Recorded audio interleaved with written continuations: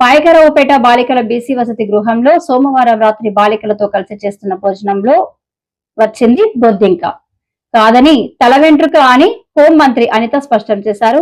ఈ మేరకు ఆమె మీడియాతో మాట్లాడుతూ తీయండి అమ్మ ఒకసారి తీసి చూపించండి. ఇప్పుడే నేను చూసాను. వైఎస్ఆర్సీపీ అఫీషియల్ పేజ్ ఒకటి, వైఎస్ఆర్సీపీ అఫీషియల్ పేజ్ లో హోంమంత్రి అనిత భోజనంలో బొద్దింక. అనిత ఎక్కడ తిన్నది, ఎక్కడొచ్చింది బొద్దింక? ఈడిగా వచ్చి చూసాడా? ఇందులోని బీసీ హాస్టల్ భోజనం చేస్తుండగా బొద్దింక రావడంతో సిగ్గుతో నవ్విన ఏపీ హోంమంత్రి. ఇది మొహాలు తాగ ఏం పరిస్థితి అండి ఇది?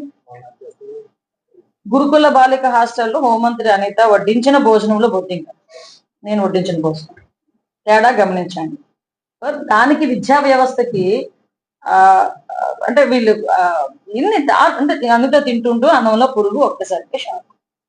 అసలు ఇలాంటి పదాలు చూస్తా ఉంటే ఎవరైనా ఏమనుకుంటారంటే, నేను ఎందుకు ఈ చిన్న విషయానికి కూడా ప్రెస్ ముందుకు రావాల్సి వచ్చింది అంటే, చిన్న పామునైనా పెద్ద గరదలో కొట్టాలి.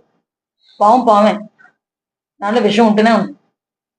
సో వీళ్ళు ఏదైతే ప్రచారం చేస్తున్నారో ఆ ప్రచారానికి నేను అడ్డుకట్ట వేయకపోతే అదే నిజమైన ప్రజల భ్రమలో కూడా ఉంటారు. నేను వెళ్ళిన తర్వాత ఆ భోజనంలో ఆ నాణ్యత తగ్గింది. నాణ్యత తగ్గినప్పుడు ఏదో సంథింగ్ హెయిర్ చిన్నది అందులో కనిపించింది. ఆ హెయిర్ తీసి ఇలా జస్ట్ పాడేశాను.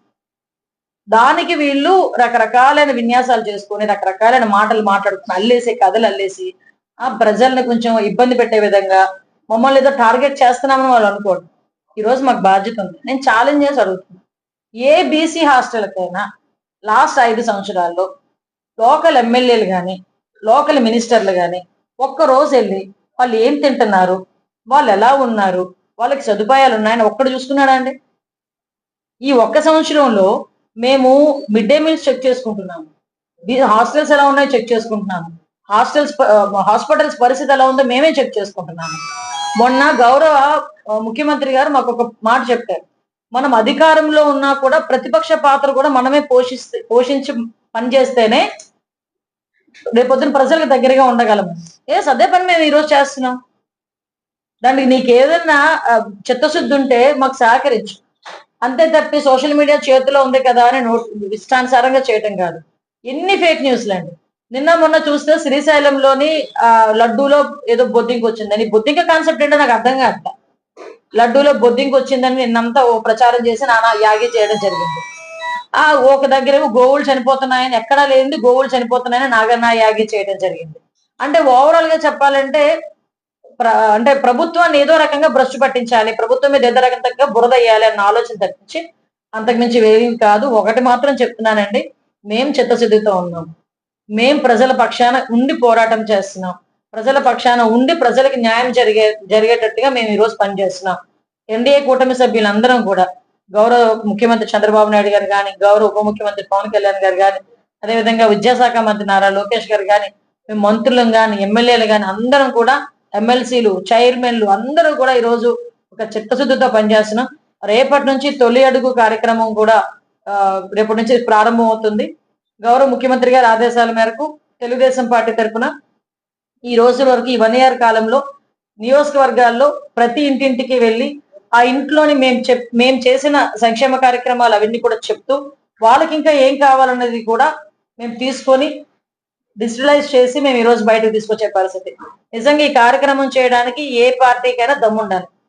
మాకు 1 సంవత్సరం పూర్తి అయింది, మీకు ఇది చేసాము, మేము ఇంకా ఏం చేయాలి అని ప్రజల దగ్గరికే వెళ్ళి వాళ్ళ తాలూకు విన్నపాలు కూడా డైరెక్ట్ గా మేమే తీసుకొని అదంతా కూడా మేమంతా కూడా డిజిటలైజ్ చేసి వాళ్ళకి ఏ రకంగా ఉపయోగపడాలన్నదానికి ఒక ప్రణాళిక సిద్ధం చేసుకొని మేము ముందుకెళ్లే బాధ్యత మేము తీసుకుంటున్నాం. రేపటి నుంచి జరగబోయే తొలి అడుగు కార్యక్రమం నాకు బాగా సెంటిమెంట్. మా సీతారాంపురం గ్రామం పాయకరావుపేట మండలంలో నా ఎలక్షన్ క్యాన్వాసింగ్ కూడా మోస్ట్లీ ఆ ఊరు నుంచి మా ఉరుకొట్ల వెంకటరమణ గారి ఇంటి నుంచే స్టార్ట్ అవుతుంది. సో రేపు తొలి అడుగు కార్యక్రమం కూడా మన సీతారాంపురం విలేజ్, పాయకరావుపేట మండలం సీతారాంపురం విలేజ్ నుంచి మేము స్టార్ట్ చేస్తాం. ప్రతిరోజు ప్రతి బూత్ లోని కూడా ఈ తొలి అడుగు కార్యక్రమం జరుగుతుంది. రోజుకి కంపల్సరీగా ప్రతి ఇంటి 50 నుంచి 100 ఇంట్లకి మా నాయకులు, మా కేఎస్ఎస్లు, అదేవిధంగా మా బూత్ ఇన్ఛార్జెస్ అందరూ కూడా వెళ్తారు. వెళ్ళి ప్రజల కష్ట సుఖాలు అంటే వాళ్ళు ఏ రకంగా ఉన్నారు, వాళ్ళు ఆనందంగా ఉన్నారా, వాళ్ళకి ఏమైనా ఇబ్బందులు ఉన్నాయో అవన్నీ కూడా కనుక్కొని మాకు 1 మంత్ తర్వాత అవన్నీ కూడా మాకు డిస్క్లోజ్ అవుతాయి. ఈ కార్యక్రమానికి కూడా ప్రజలందరూ కూడా సహకరించాల్సిందిగా, ముఖ్యంగా మా పత్రికా సోదరులకు సహకరించాల్సిందిగా కోరుకుంటున్నాను.